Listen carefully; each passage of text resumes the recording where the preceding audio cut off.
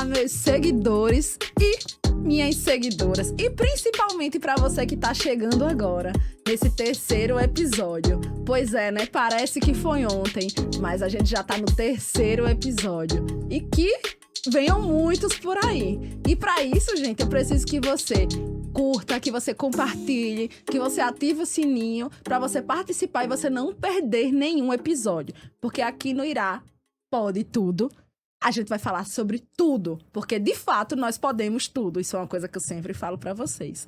E hoje nós estamos aqui, nada mais, nada menos, com duas advogadas. Porque como diz Irá, ter uma advogada não, eu tenho várias advogadas na minha vida, mas que eu não preciso de nenhuma tão cedo, não é mesmo, meninas? Amém. Enquanto isso, que a gente não precisa, e eu espero que eu não precise, a gente vai ajudando quem precisa, gente. Porque a gente sabe que existem muitas pessoas que estão aí com os direitos defasados, com direitos sem ser escutados, ouvidos, e a gente precisa muito dessa ajuda. E por esse motivo, hoje, a gente tá trazendo um spoilerzinho de um grande evento que nós vamos fazer lá na UAB, mas a gente vai falar depois detalhes, datas, tudo bem direitinho pra vocês, mas pra isso você vai ter que ficar até o final, tá certo? Então, a gente tá aqui com essas duas advogadas que nós três, essa tríade aqui, vai fazer um evento pra toda a sociedade. Não é uma pessoa específica, um nicho específico. Por que eu tô dizendo isso? Porque a gente sabe que os direitos educacionais, de saúde, da família, direitos de maternidade, não é apenas para um nicho de crianças especiais ou algo do tipo. Mas eu trago aqui, né, já pedindo licença e pedindo essa oportunidade às minhas amigas de dizer que isso aqui que a gente vai tratar é um assunto para toda a sociedade. Então, eu quero apresentar para vocês aqui duas lindas, além de muito competentes, maravilhosas, que estamos em sintonia. Não combinamos, mas estamos aqui de azul hoje, né, meninas? Sim, sim. Então, eu tô aqui. Eu vou apresentá-las como doutora, mas depois, com todo respeito e com toda a intimidade que eu tenho, eu vou chamá-las pelo nome, carinhosamente, como eu costumo chamar todos os meus convidados, tá certo? Então, vamos lá. Estou aqui com Maiara. Doutora Maiara, especialista em direito das pessoas com autismo e com deficiência. Olha só, gente, então vamos ficar ligado aí que a gente já sabe que vai vir muita coisa, não é verdade, Maiara? Sim, sim. A gente tem muita coisa a falar sobre os direitos, né? Sim, porque informação é conhecimento. Exatamente. E a gente tá aqui com Lívia, doutora Lívia. O que doutora Lívia tem aqui trazer pra gente? Ela que tem diversas especializações, mas ela tem uma que vai ser hoje o carro-chefe da fala dela, que nada mais é do que o direito da família. Perfeitamente, Irá. São mais de 10 anos aí de atuação, ajudando as famílias. E como você falou, esse é um tema que toca a realidade de todos, né?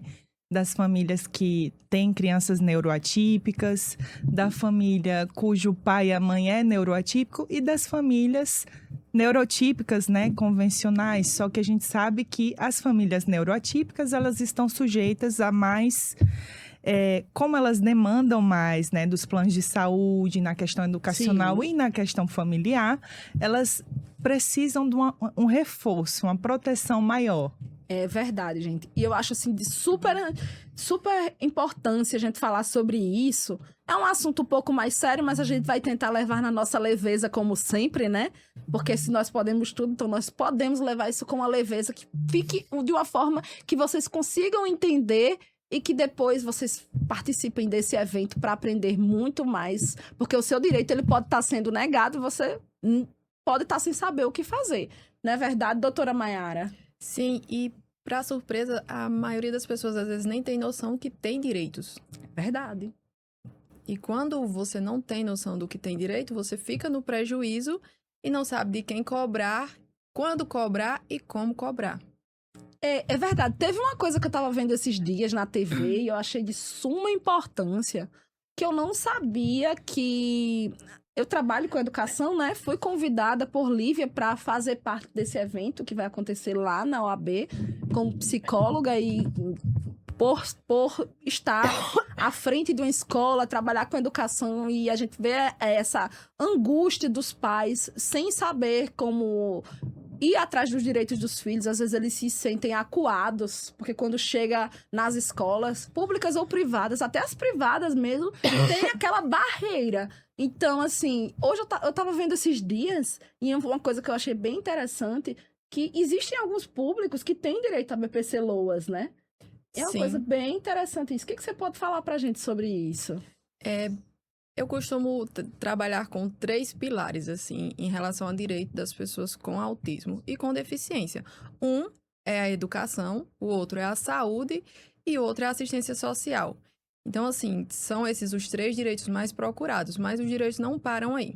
São vários direitos, como a questão da diminuição da jornada de trabalho para a pessoa que tem autismo, se já trabalha e tudo mais, Isso. se é servidora pública, ou então para os próprios pais. Privado também, né, Mayara? Que eu tava É uma questão vendo, mais delicada. mais delicada. Já tem entendimentos judiciais que dá esse direito, mas assim, é analisar caso a caso, porque pode ser que isso gere uma demissão no futuro, Sim. e aí comprovar que essa demissão foi injusta.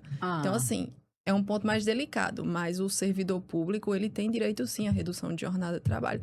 E é um direito que não conhecem muito. Porque quando você tem um filho ou quando você é autista, e aí você precisa ir às terapias, o que acontece? Se você já é maior de idade, já é servidor público e tem aquela carga horária para ser cumprida de terapias, você consegue isso. E aí, esse direito foi ampliado também, posteriormente, porque é uma lei federal, aos pais das crianças com autismo ou seus dependentes. E aí, existe esse direito sem redução do salário. E aí, só que tem que ter um laudo médico especificando quais são as terapias e qual o horário das terapias. Isso é muito fundamental. Não adianta ser genérico. Tem que ser Tem que ser específico. E o limite é até 50%. Ah, tá. Eu tô falando sobre isso porque na sexta-feira uma mãe me pediu. Saiu um laudo do filho e ela me pediu uma declaração constando os dias, horários, né, que o filho estava, e eu mandei de uma forma genérica, realmente de forma geral, e ela disse, infelizmente tem que ser bem detalhado, dia por dia, mês por mês, hora por hora, porque caso contrário, a gente não consegue. E falando sobre isso, entrando nessa parte aí, né, que depois a gente vai voltar mais para essa parte específica aí desses direitos de BPC Loas, que eu realmente, para mim, é uma novidade. Eu queria entrar um pouquinho, porque eu já fiquei um pouco sobrecarregada só de ouvir. Então, você imagina uma mãe na prática, né? Porque ver, eu acho que é muito diferente da gente realmente estar ali na prática, com os filhos, naquela rotina. E a gente sabe que vamos dizer que mais da metade das mulheres, elas ficam responsáveis pelos seus filhos na ausência do pai por uma separação, por uma morte ou por qualquer outro motivo. E aí as mães, elas ficam responsáveis. E aí, doutora Lívia, minha amiga, me fala aí, essa exaustão dessa mulher, o que você pode passar pra gente sobre isso? São várias intercorrências nessa família que está dentro dessas circunstâncias, né? Uma delas é que a mãe fica extremamente sobrecarregada e sem condições, muitas vezes, de sair, de produzir uma renda, de voltar, de entrar no mercado de trabalho ou voltar, se ela já era empregada antes. E aí, atualmente, as cortes superiores já têm considerado, né, esse cuidado, esse dever de cuidado dessa mãe, eventualmente até para aumentar as pensões alimentícias, fazendo com que essa impossibilidade que a mãe tem de voltar para o mercado de trabalho devido a uma rotina que o filho tem de terapias, necessidade de contraturno escolar, muitas vezes, né?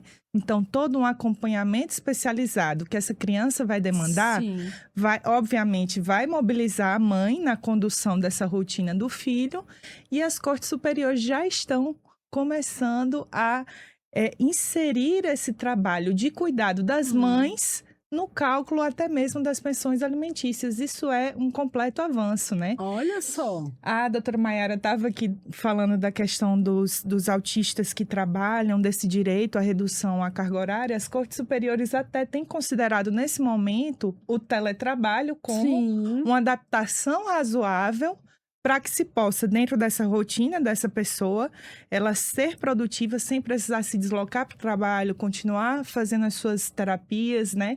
E levando uma vida normal, dentro do possível, mas com adaptações. Olha só, que interessante, né? E me fala um pouquinho mais sobre essa questão, assim... É uma questão muito delicada. Eu sei que, por muitas vezes, a gente tem que ter uma certa... Um cuidado ao abordar. Um certo cuidado ao abordar. Mas a gente vê muito, né? Nós somos 3 mulheres aqui sentadas nessa mesa. E a gente vê muito a ausência do pai, né? Eu sei que na psicologia, né? Trazendo para a psicologia, essa ausência do pai... ela vai trazer para a criança, para o adolescente, diversos traumas enquanto adulto. E vai refletir aí na vida adulta. Mas eu queria saber... o que a gente pode fazer para amenizar, enquanto direito, né? O direito, o que ele pode fazer para amenizar essa ausência? Se eu posso, de alguma forma, exigir que esse pai esteja ali, por mais que ele não queira, né? Pronto. Então, vou trazer aqui alguns detalhes hoje que o direito civil aqui traz para a gente, essas possibilidades. Lembrando, você, homem... nada vai suprir a sua ausência, nada que o seu filho vá buscar em termos de direito. Se você for um pai funcional que faça bem ao seu filho, a recomendação primeira é que, como família, você permaneça junto, ao lado, perto dele, porque você é uma figura importante para a formação da personalidade da criança, né? Eu tava conversando com minha cunhada ontem e tava falando, eu não consigo entender como é que um pai, por exemplo, ele é casado, ele vive naquela família e, de repente, ele se desvincula da mãe e ele se separa também dos filhos. Uhum. Eu, particularmente, eu não consigo entender isso, né? Talvez a gente conversando, eu não sei se vem de traumas anteriores, mas eu acredito que a gente tem que fazer a nossa parte, né, doutora Maiara? Sim, e nesse sistema hoje de famílias assim, que fica a mãe com os filhos que tem o autismo, um dado curioso, acho que em anos de atuação, semana passada foi a primeira vez que eu atendi um pai de criança autista. Olha só, tá vendo só? Sempre atendi mães, e a maioria das mães são divorciadas. Porque, assim, a vida da mãe se volta em torno da criança ou do adolescente que tem autismo. Porque, assim, é uma sobrecarga de terapias, de consultas. Então, assim, a mãe realmente passa a dedicar, na maioria dos casos que eu conheço, a vida em função daquela criança. E eu acho que é independente de classe social isso, Sim. né? Porque eu trabalho com a classe A e eu vejo realmente que 90% da figura da família que vai na escola é a mãe. E realmente, aqui e acolá aparece um pai que tomou para si, né, essa responsabilidade, que é responsabilidade dele, mas faz isso com louvor, né? E assim, não desmerecendo as mães, eu acho que todos os vivas para elas, mas esses pais, realmente, eles estão fazendo a diferença na vida desses filhos. E isso, realmente, a gente tem que passar para que, pelo menos, a gente consiga fazer um direcionamento e tocar um pouco, acho que é um pouco tocar no coração dessas pessoas que a gente tá tratando do bem mais precioso da vida deles, que é o filho deles, né? Exato, por isso até que eu fiz esse apelo, porque como eu compartilho muito conteúdo para emancipar mulheres no meu Instagram, para conscientizar mulheres das violências que são sofridas e muitas vezes são normalizadas até culturalmente na nossa sociedade, eu trago esse alerta para os homens, porque eles são, de fato, os pais são, de fato, isso é psicologia, né? Isso. Importantes para a formação da personalidade dos filhos.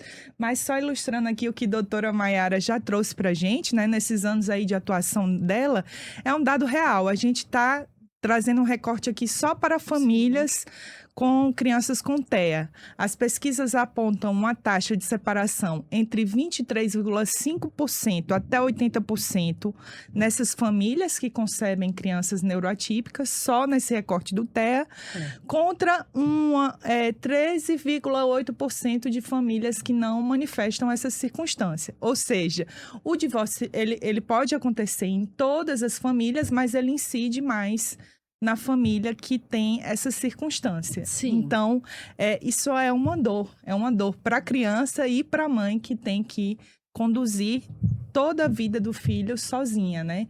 E não deveria ser dessa forma. Do ponto de vista jurídico, o que é que podemos fazer? Nunca deixe de se informar, nunca deixe de procurar o seu advogado. O seu filho, e são direitos do filho, de fato, né? Ele pode até, antes dos 18 anos, se ele tem uma sentença de mérito reconhecendo uma obrigação alimentar, ele pode, antes dos 18 anos, executar todo aquele período de alimentos que o pai eventualmente não pagou. Então, vamos dizer que eu tenho uma criança lá que a mãe procurou seus direitos, o juiz emitiu, prolatou uma sentença, né? Ele deu a sentença lá reconhecendo a obrigação alimentar e o pai se faz de doido, né? Vamos dizer assim. E passa 10 anos ali sem suprir aqueles alimentos. Antes dessa criança ou adolescente, antes dele completar 18 anos, ele tem direito a executar, quem sabe, 10 anos, 13 anos. Aí eu consigo retroativos, é? Consegue retroativo. Olha só, gente, que importante aí. Eu já fiz execução de alimentos somando 10 anos de alimentos. E o pai, graças a Deus, né, fez uma proposta de acordo e está pagando direitinho, entendeu? Sim. Então, o que você não pode jamais é deixar os seus direitos para trás. Eu já vi mãe querendo assim, eu tô tão cansada, eu tô tão desgastada. Isso, escuto muito isso, Lívia. Com essa situação com o pai da criança, eu faço tudo, a ajuda que ele dá é ínfima. E eu ainda vou ter que ir atrás, quando não diz que a mulher gasta no cabeleireiro, fazendo maquiagem. Vocês já viram o preço de supermercado? Como é caro? Eu não sei se esses homens vão no supermercado não, minha gente. Não sei. Mas, enfim, eu já vi mãe querendo transigir esse direito com o pai da criança só para ver ele cumprir o básico ali e encerrar realmente o desgaste, a confusão. Elas querem paz, afinal de tudo, Lívia, né? E tem uma coisa muito interessante, assim, eu não sei se já chegou para vocês, mas eu acredito que já deva ter chegado, porque se para mim que sou psicóloga e trabalho nessa área, você imagina na área do direito o que vocês não recebem, não é verdade? Uhum. Mas assim, já chegou para mim as mães dizendo assim, não, eu digo, exija, é um direito do seu filho. E ela fala, não, eu vou parar aqui porque ele vai ser preso. E aí eu já vi a própria família do homem chegar e ligar para a mulher e falar assim, não faça isso porque ele vai ser preso. Então, quer dizer que ele não pode ser preso, mas a criança pode ficar sem os direitos dela, pode passar necessidades. Então, assim, é uma dicotomia. Eu não consigo entender o que se passa na cabeça de um ser humano desse, não. Então, foi exatamente isso que eu já orientei para uma mãe que só queria fazer um acordo ali e sair daquela situação de desgaste. Eu disse, olha, você não pode fazer isso porque o direito é do seu filho. Inclusive, o seu filho, fazendo 18 anos, ele ainda pode executar alimentos referente a 2 anos. Ele ainda tem direito a revisional de alimentos. Sim. Se ele entrar na faculdade e o valor que ele necessitar para se manter mensalmente aumentar, ele ainda pode requerer direitos em juízo até 24 anos. Então, ele entra na vida adulta com essa possibilidade de requerer os direitos dele. Por isso que a mãe não pode subtrair o que é do filho. E não é só alimentos. Existe um direito do filho que é o direito à convivência. Por mais que seja fixada uma guarda unilateral, que não é hoje a regra no ordenamento jurídico, a regra é que, de fato, essa guarda seja compartilhada, justamente porque a lei reconhece que tanto o pai quanto a mãe são importantes na formação do filho, enquanto ser humano. Vale salientar, Lívia, só abrindo um parêntese, que quando a gente fala de figura materna, a gente não está falando especificamente de uma figura de um homem. Hoje a gente tem famílias que são constituídas por 2 mulheres e 2 homens. E aí a gente tem que... Existe realmente quem delega quem é essa figura materna e quem é essa figura paterna. Então, quando a gente fala sobre pai, a gente tá falando quem exerce a figura paterna ali, né? Então, assim, a gente não tá cobrando do sexo, unicamente do sexo masculino. Mas a gente tá cobrando da ausência de uma pessoa que faz parte da família de um ser humano. É isso. No caso, perfeito. a gente tá cobrando pelos responsáveis pela criança. Exatamente, Mayara. Então, assim, se você é pai, mãe, se a criança tem 2 mães, 2 pais, quando um abandona, porque é o que acontece a maioria das A vezes, gente tá falando sobre abandono, sobre né? abandono Verdade. em si, são traumas que essa criança vai carregar por muito tempo. Então, assim, pode até chegar a modificar a forma como ela vê a vida e, entre outras coisas, isso é muito prejudicial. Tanto é que é punível com indenização por dano moral. É perfeito. Você verdade. tratou de um tema agora, doutora Mayara, perfeito. Até mesmo abandono afetivo Isso. pode ser, deve ser reprimido no ordenamento jurídico. O que é que significa? Essa criança ou adolescente que se sentiu abandonada, ela pode buscar os seus direitos na seara judicial. Olha só, tá vendo só, gente? Tem coisas assim que a gente acha que não existe, que é coisa da nossa cabeça, mas não, é muito importante. Então, não faça por você, mas faça pelo seu filho. Até porque eu acho assim que quando o filho cresce, você vai dizer que você fez sua parte e você fica mais aliviada, Sim, sim. né? Exato. É. Outra coisa que você falou aí, não faça por você, faça pelo seu filho. Pais que eu falo dessa parte com propriedade, né? Porque eu sou divorciada, eu tenho uma filha linda que Deus me deu, 6 aninhos. E, assim, a minha relação com o pai dela, ela é cordial e a comunicação é no limite do que é o necessário para Sim. minha filha. E eu penso de verdade que as crianças precisam de pais, independentemente desses pais estarem juntos ou Com divorciados. certeza. Eu vou repetir até o que a Ira falou. Não faça por você, faça pelos seus filhos. Crie um lar de paz. Se não der certa convivência juntos, né? Mantenha uma comunicação de paz na medida do Isso. necessário no pós-casamento, no pós-família também, porque a criança precisa disso, né? Outro dia desse estava vendo um reels do Murilo Benício ali dizendo que estava em terapia no processo dele de divórcio e que a terapeuta, a psicóloga dele recomendou, olha, se você não tem uma comunicação minimamente respeitosa com a mãe do seu filho, ele vai entender que ele não é um fruto do amor e aquilo vai afetar a autoestima dele. E afeta bastante. Total, né? E se esse pai já não foi afetado lá e tá refletindo isso na vida do filho, né? Mas é uma coisa que eu sempre falo, a gente tem que ter maturidade para procurar ajuda quando a gente não consegue sozinho. Então, a gente tem profissionais aí específicos de diversas áreas, área da saúde mental, que é uma coisa que a gente se nega muito, mas a gente tem que ter essa responsabilidade consigo e com os outros. Então, a gente tem aí a saúde mental que está a cada dia mais evoluída.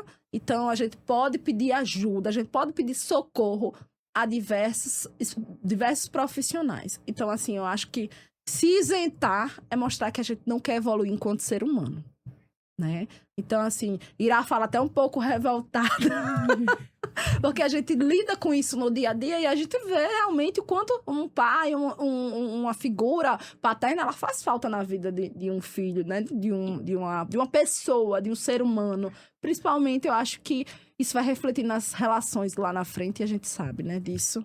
Eu gostei quando você falou, assim, do pai que está ausente, mas que a gente deve procurar o suporte quando necessita da saúde mental. É outra coisa que eu falo com propriedade da autoridade da vivência, né? Sim.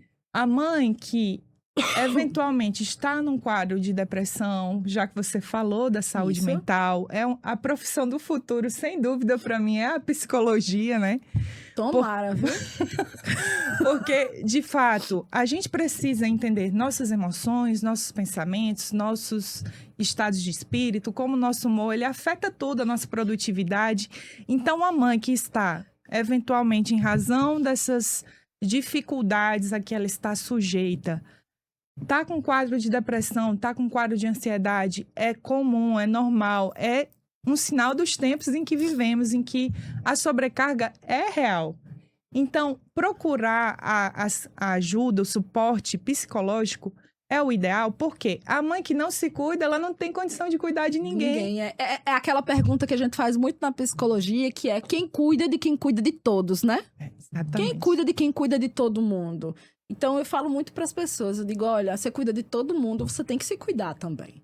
Porque quando você não puder mais cuidar de todo mundo, e aí? Não vai ter nem quem cuide de você mesmo. Não é verdade?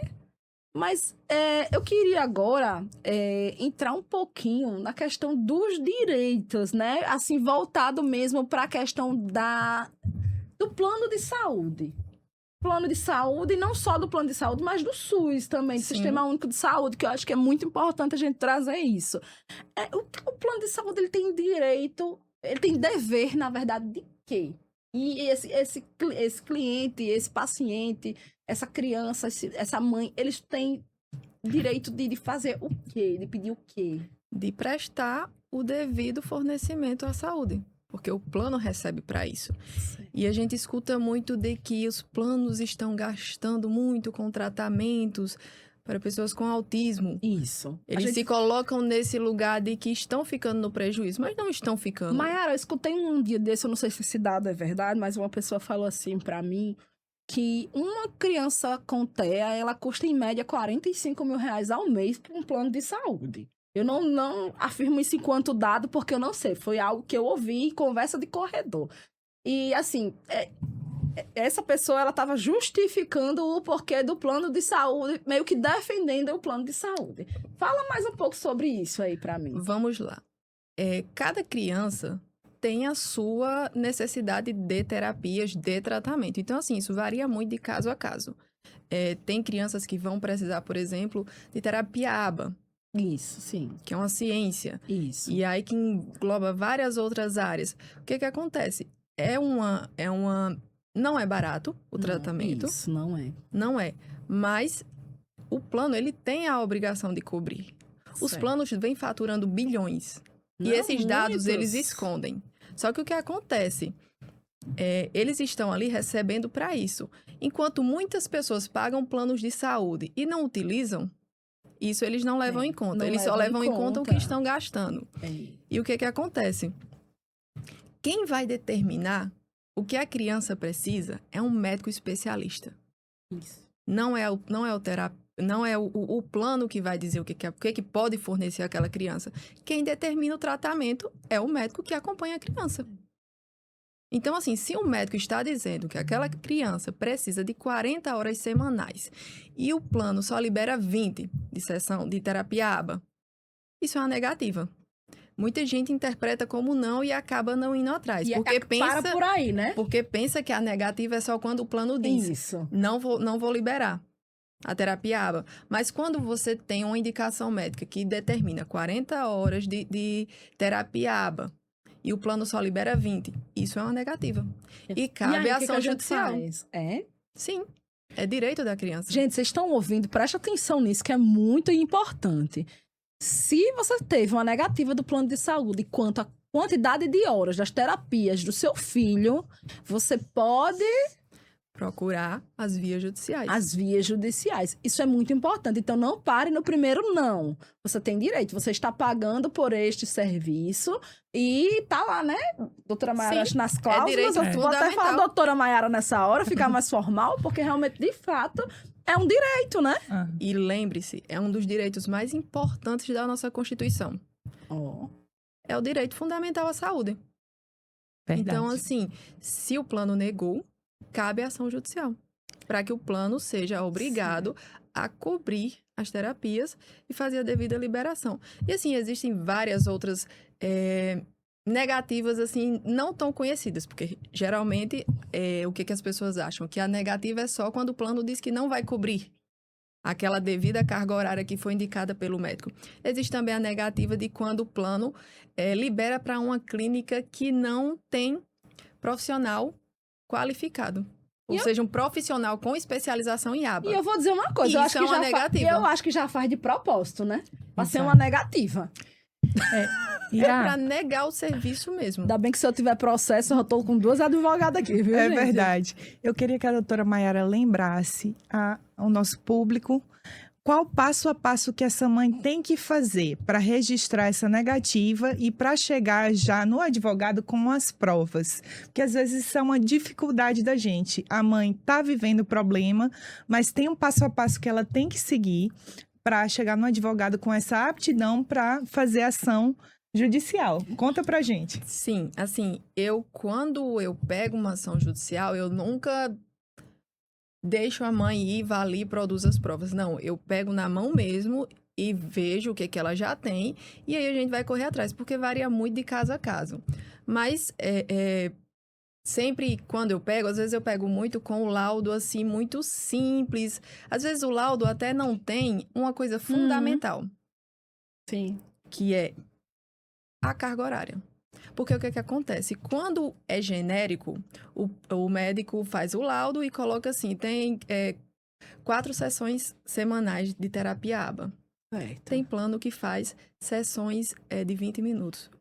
Clínicas que fazem sessões de 20 minutos. Nossa, abrindo um parêntese novamente, eu não consigo, eu como psicóloga, já fiz muita clínica, eu não consigo entender como é que um profissional consegue obter um êxito no acompanhamento de 20 a 30 minutos. Não consegue. Isso não existe, gente.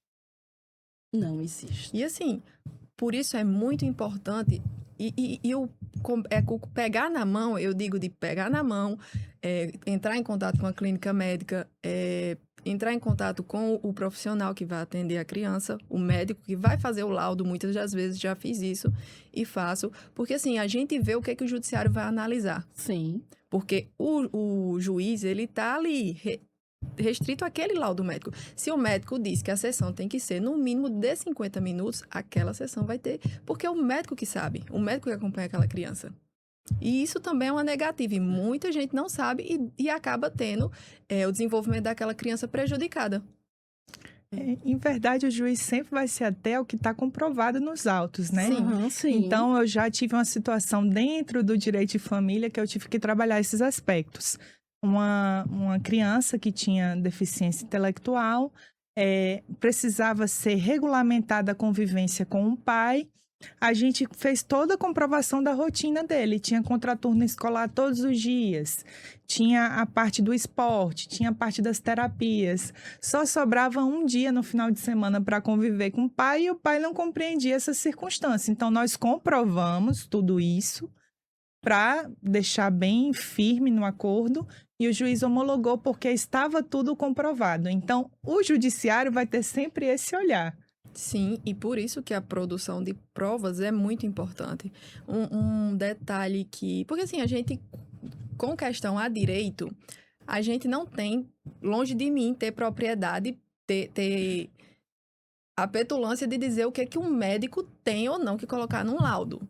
Mas assim, a gente tá ali diariamente e a gente sabe o que é que vai constar numa sentença. É verdade. Então, assim, não adianta ser laudo genérico, tem que ser laudo específico, laudo detalhado, para que aquele direito seja garantido.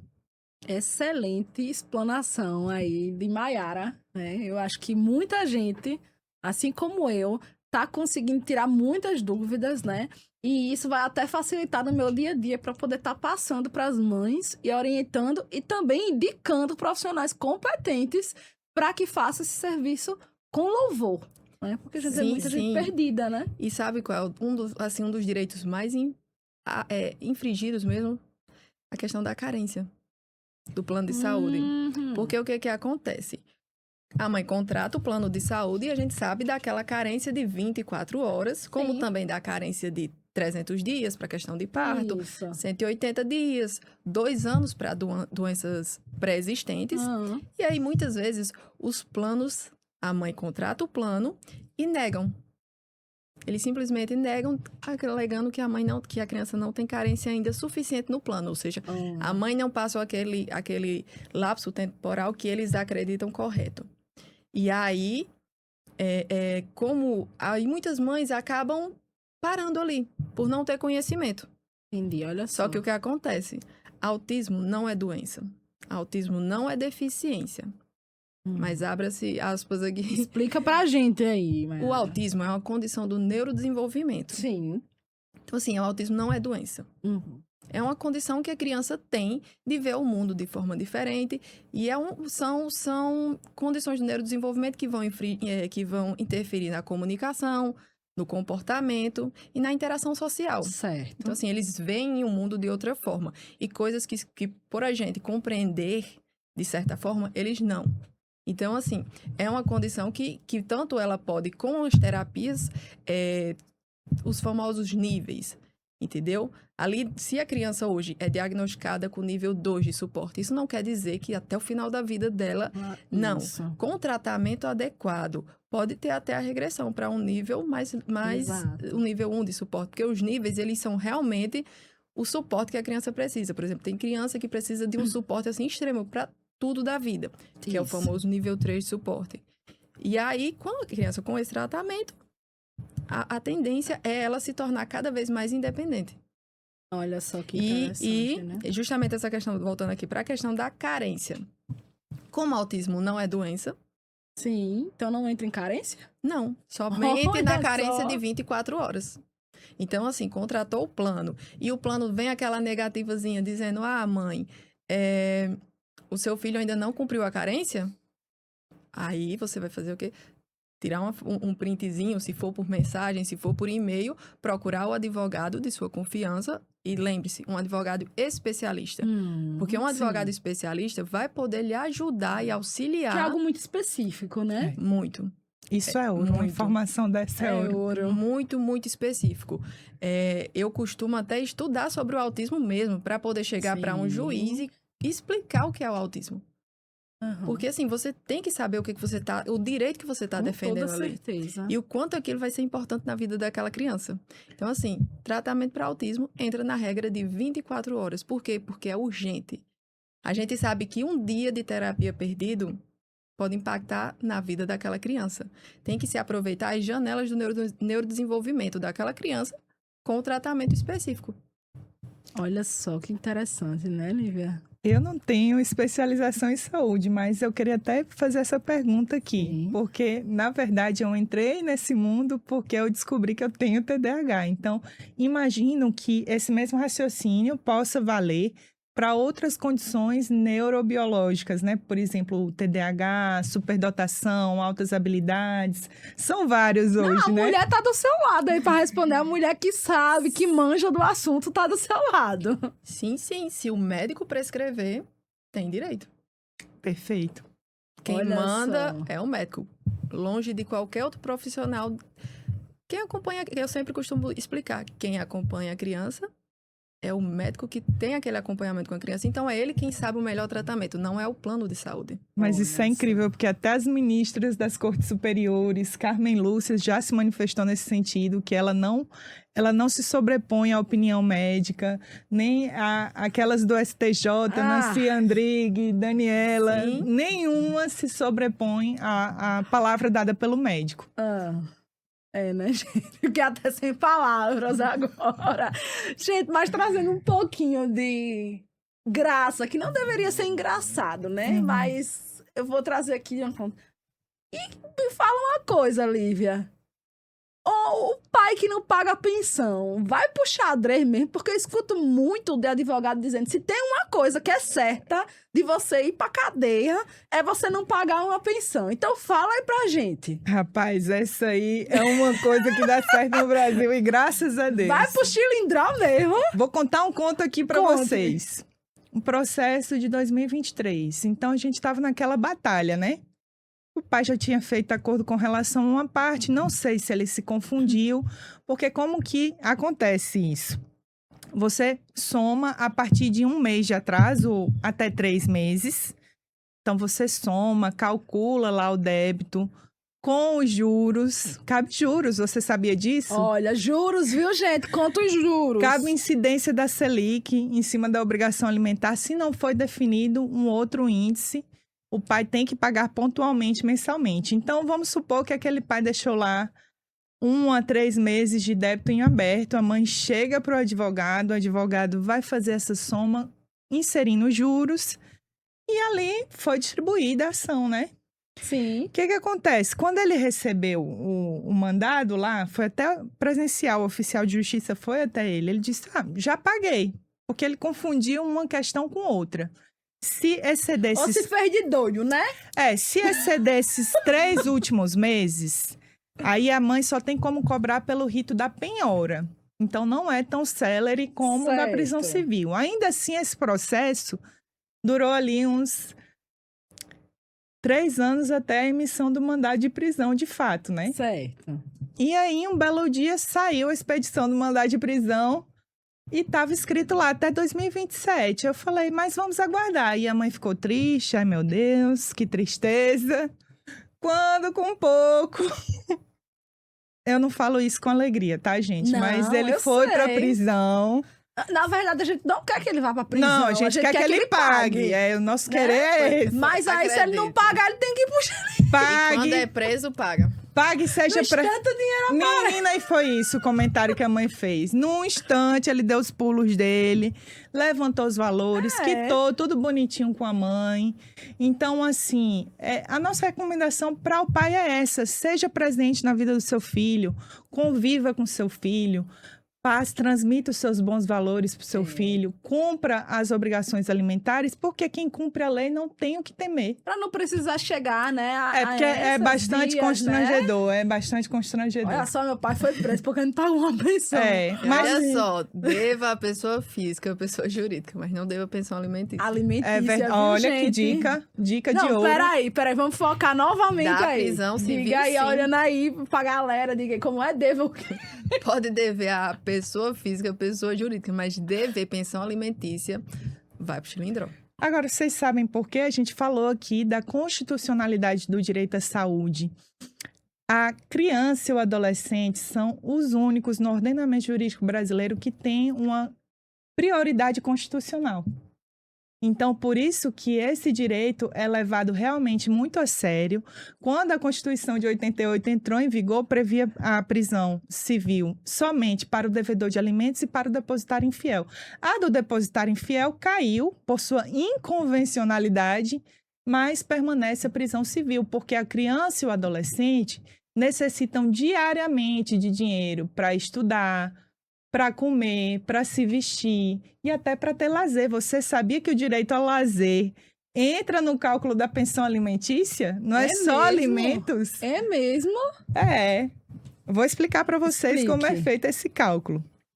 A criança tem uma série de necessidades vitais. Comer é uma delas, mas somente uma delas. Uma delas, né? Aí muitas, né? Vai necessitar de formação escolar, é uma obrigação legal dos pais. Vai necessitar de vestimenta, de calçado, vai necessitar de lazer, vai necessitar fazer esportes complementares, as próprias necessidades de habitação dessa criança e do adolescente vão ser considerados em proporção. A mãe faz uma planilhazinha com todos os custos mensais dessa criança, que não são somente alimentos, vale dizer, alimentos in natura, né? Só o que a criança come não é só isso. A mãe vai fazer essa planilhazinha com todo esse cálculo. E se o pai não revela para a mãe quanto ele ganha, que infelizmente isso é muito comum, né? Aí o juiz pode, pelos meios ali processuais, vir a descobrir quanto esse pai ganha, como quebra do sigilo bancário, quebra do sigilo fiscal, dentre outros. E ali estabelecer uma proporção entre o que o pai pode pagar e a necessidade da criança. Então, olha como não é um cálculo qualquer, tem uma certa complexidade. Aí tem esses cálculos tudinho aí. Aí o pai ainda chega pra mãe e dá 300, 200 reais de pensão, ainda chega pra mãe e diz que a mãe gastou o dinheiro. Bom, se o pai... se o pai tem essa suspeita de fato, porque... é legítimo, ele pode questionar o que está sendo... De repente pode até existir, né? Mas eu não sei como é que a pessoa faz com 200 reais, o que acontece? Com o quadro socioeconômico do Rio Grande do Norte, muitas vezes, fica adstrita ali uma pensão nesse valor aí, nesse patamar que você falou. Mas, por exemplo, eu tenho conseguido, graças a Deus, muitas vezes perto de um salário mínimo, basta que a mãe demonstre esse passo a passo que foi falado aqui. Sei. E aí, o que acontece? se o pai tem essa suspeita, esse temor, porque o que que acontece? Esses alimentos, de fato, eles não são da mãe, eles são da criança. E aí vamos supor que um pai seja jogador de futebol e dê uma pensão alimentar, assim, bem expressiva com relação ao resto da nossa sociedade. Vamos fazer de conta que Virgínia tem um filho de Vini Pronto. Júnior. Perfeito. Virgínia é potiguar, tá, gente? Ela mora aqui em Natal. Então, Vini Júnior, se separar dela e tivesse temor e quisesse saber, de fato, como ela está gastando a pensão alimentícia, ele pode entrar com ação de prestação de contas. Nesse caso, ele representa o filho nesse interesse de prestação de contas para saber o que está sendo feito com esses valores, com esse dinheiro. Nada mais justo, né? Nada mais justo. Quem não deve não teme, né? Então não Exatamente. tem pra que esconder, não é verdade, meninas? Mas, sem dúvida, a Virgínia está gastando esse valor, alimentando muito bem Maria Flor e o José, enfim, as Marias. E pro pai conseguir isso, ele tem que ter indícios muito fortes, assim, Isso, que a né? criança, que aquele dinheiro não está sendo destinado à criança. Isso, tem que ser uma coisa bem evidente, né? Sim. Porque não tem como, né? Em todo caso, né? Eu tenho um caso recente que foi trabalhado em que esse pai queria um compartilhamento da guarda. A guarda foi, de início, a priori, fixada unilateral. E o pai quer que essa guarda seja compartilhada. Mas, infelizmente, como havia ali um histórico de desentendimentos na seara da violência doméstica e familiar, Sim. o juiz não se deixou, convenceu, né, desse direito dele. Sim. Então, realmente não é de qualquer maneira. Tem que ter um fundado receio, um fundado temor de que essa mãe está, de fato, prejudicando a criança. O que Entendi, dificilmente, né, vai ser comprovado. Né?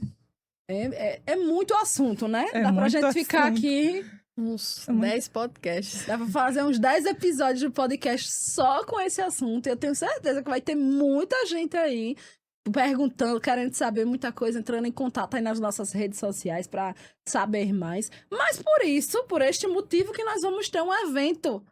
Não é, Lívia? Exatamente. Então, fala aí pra gente sobre esse evento que nós estaremos lá. Fala aí pro povo de casa. Então, vou falar para vocês, o meu convite é para você, mãe atípica, mãe de criança atípica.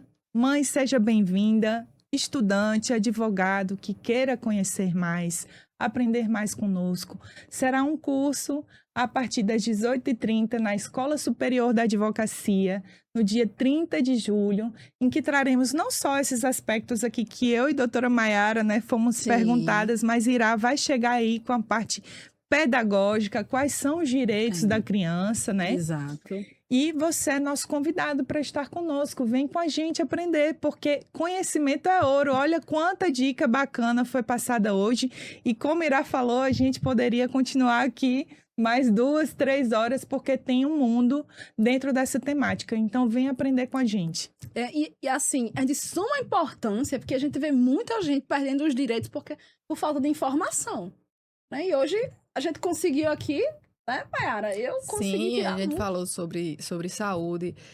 Tem a questão do próprio BPC Loas. Sim, sim. Que é um benefício assistencial. Então, quais os critérios que que aquela criança vai ter direito ao BPC Loas? Primeiro, a condição do autismo, Sim. que mesmo não sendo doença ou deficiência, ela é equiparada legalmente. O que isso quer dizer? Existe uma lei, a partir de uma mãe que lutou muito pelos direitos do seu filho, que se chama Lei Berenice Piana. Essa lei equiparou o autismo à deficiência. Por que isso? Para que os autistas tivessem os mesmos direitos que as pessoas com deficiência têm. Então, por isso que quem tem autismo, desde que seja também vulnerável economicamente, tem direito ao BPC Loas. Sim. Então, assim, o BPC Loas, eu costumo dizer que ele tem 2 critérios e uma observaçãozinha no final. O critério 1 é a questão do autismo comprovado, certo? E que aquilo gera limitações na vida da criança. E o fator socioeconômico, ou seja, ser baixa renda. Administrativamente, hoje, se usa o cálculo de 1/4 de renda per capita, ou seja, pega um salário mínimo e divide por pelas pessoas daquela família. Sim, entendi. E aí tem que dar até esse 1/4. Mas só antecipando aqui, isso no judiciário já tem entendimentos e aplicações de que esse critério meio que não representa a realidade de uma família, de uma criança com autismo, por conta dos custos e tudo mais. Então, aí você pode entrar no judiciário, tem casos já de mais de meio salário mínimo por pessoa, por renda per capita dentro da família. Então, assim, muita gente pensa que por o pai trabalhar de carteira assinada ou pela mãe trabalhar de carteira assinada, aquela criança não tem direito. E eu sempre digo, vamos analisar a renda. Porque até então eu achava que se uma mãe ela tinha carteira assinada, ela não podia, ela perdia o benefício. Não, desde que a mãe tem a carteira assinada e naquela família tem o pai e a criança.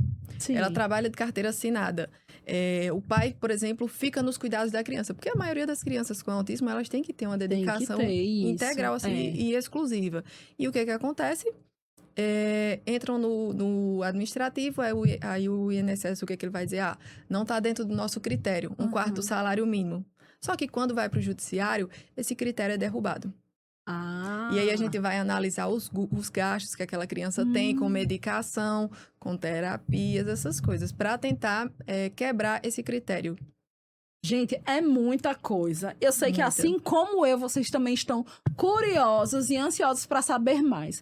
Mas, infelizmente, o nosso tempo acabou. Oh, foi tão bom. Mas é bom que a gente deixa um gostinho de quero mais. Para dia 30 a gente se encontrar, né? E sua presença é fundamental para que esse trio aqui possa realmente, de fato, tá passando informação para toda a sociedade, gente. A gente não tem um nicho específico. Eu falo que isso aqui é um assunto que se diz respeito para toda a sociedade. Isso, utilidade pública, utilidade pública total. Então, a gente aguarda. Mayara, faz sua chamada aí para o nosso evento. O que eu tenho a dizer é que a gente só mostrou a pontinha do iceberg aqui hoje.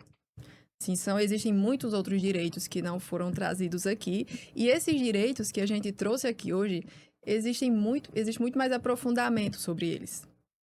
Verdade. Eu não tenho como resumir o BPC em 10 minutos. É verdade. Eu não tenho como resumir as ações de tratamento em 10 minutos. Assim, são assuntos profundos e que quando se tem conhecimento, você não perde para o INSS, você não perde para o plano de saúde. Olha só, meninas. Posso trazer uma informação Claro, importante? deve. Nós colocamos um valor de ingresso que é bem acessível. Tá R$ 49,90 por pessoa, mas se você for estudante, você consegue comprar no site da ESA, Escola Superior da Advocacia, é um site vinculado à OAB, Escola Superior da Advocacia vinculada à OAB. Você vai lá no site e compra pela metade do valor.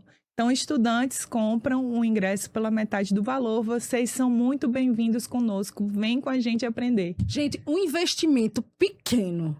É um investimento pequeno, assim, diante de tantas informações que as pessoas passam aí de forma caríssima e a gente vai passar muita informação com um preço bem acessível. Então, acho que até o preço foi pensado com muito carinho para que todos realmente participem desse evento. Então, nós vamos esperar vocês lá, galera. Mas antes de eu terminar aqui o podcast, eu queria falar para vocês que muita gente tá falando sobre as plaquinhas personalizadas que os meus convidados recebem, né? E assim, eu quero falar para vocês, eu vou aproveitar e já vou dando aqui para as meninas o presentinho delas, né? A lembrancinha delas. E eu quero falar com todo carinho, porque realmente é um presente feito com muito carinho e muito amor pelos presentes criativos, lá da nossa amiga Leilane Gouveia. Então, gente, aqui, eu vou colocar aqui na legenda o Instagram dela, para vocês olharem, vocês verem esse presente maravilhoso que as meninas recebem, né? E eu já vou abrir, tá? Olha meu sorriso aqui, olha meu sorriso. Abre e mostra, tá? Eu digo Vou mostrar. Eu digo que é um troféu de que a gente pode passar informação para as pessoas que estão em casa. Então, se vocês querem fazer um presente criativo, uma coisa personalizada, especialmente para alguém que vocês amam, como eu amo essas meninas aqui, então fala lá com a Leilane nos presentes criativos, que com certeza ela vai fazer uma coisa linda, Pode ser maravilhosa. qualquer foto, né? Estampada Qualquer aqui. coisa, caneca, camisa. Leilane faz coisas maravilhosas. E eu tenho que mostrar. Mostra aí Muito pra obrigada, câmera, amiga. Lígia. Muito obrigada. Mostra aí pra Eu vou câmera. conseguir terminar hoje. Olha só, gente. Eu tô me sentindo chique demais, porque eu sei Olha. que veio a Amandinha antes, Dom Juan, Pastora Nadine, Gente, tanta gente especial e eu tô no meio. Como eu costumo dizer, diga com quem... Como eu costumo dizer, não, né? Como os princípios milenares dizem. Diga com quem anda que eu direi quem tu és. Então... Nada mais, nada menos do que eu ando com essas pessoas maravilhosas aqui, que Deus me proporcionou conhecer. E anda com a gente também, aí de casa, aí do seu trabalho, de onde você estiver. Liga o teu telefone e assiste o nosso podcast e vem fazer parte do nosso grupo também. Porque Irá pode tudo, mas como eu digo, você também pode tudo. E nós podemos tudo, gente. Um cheiro, gente. Até a próxima. E espero ter feito o seu dia diferente com todas essas informações. Muito obrigada. Um cheiro! Beijos!